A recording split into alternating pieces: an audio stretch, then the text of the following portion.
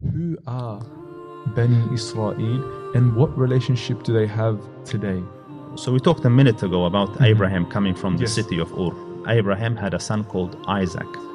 When Isaac was around 60 years old, he had a son called Jacob. And Jacob is also known as Israel in the Bible. Jacob, or Israel, had 12 sons. One of the most famous sons is Joseph or Yusuf, yeah. But Yusuf, alayhi salam, ended up in Egypt. He invited his family to join him, so all the 12 brothers to Egypt. So with regards to the children of Israel, many of those became Muslims. And in the Quran itself, there are also prophecies regarding the children of Israel.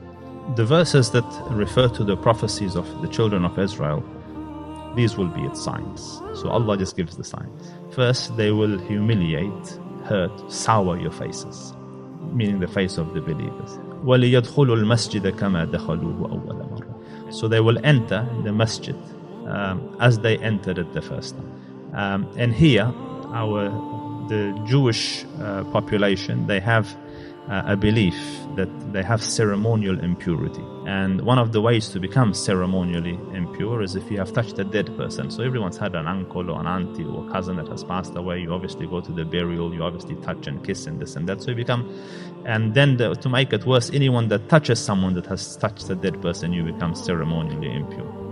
So how do you remove the impurity? So they believe that the red heifer, the red cow, must be sacrificed, and the ashes of that used in a special process to cleanse people from their ceremonial impurity. So they have been searching eagerly, and there's an actual organization that's responsible for this.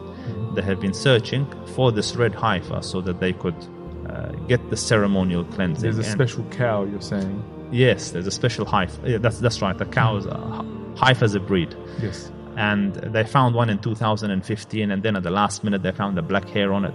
And I think another one they found in 2018, and under the arm there was another color here, so they couldn't meet their standards. And then they've been in touch with Texas recently, where they are, unnaturally selecting, genetically modifying the rest of it. Until now they have 5 heifers. So they found these cows, red cows, that are spotless basically, and they meet all the requirements. They've never worn a collar, they've never been mated, they never had children, and all the rest of it. And now that has actually been transported back to Israel now from Texas. There's 5 of them or 4 of them, just for good measure. They only need one. And then the one who should do the process has to be someone that is also clean, like a priest. So they have been for years bringing up priests. Pure priests will come and sacrifice the heifer, and its ashes will be spread. And this will be a huge historical, spiritual event where I anticipate millions of people will come from around the world to experience the cleansing and the spiritual and the emotional high that will be there.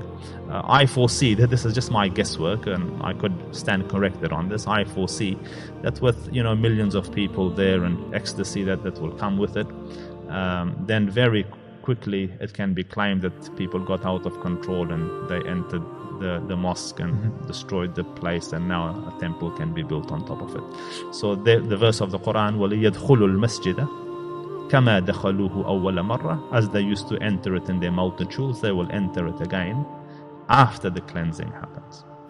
Second sign.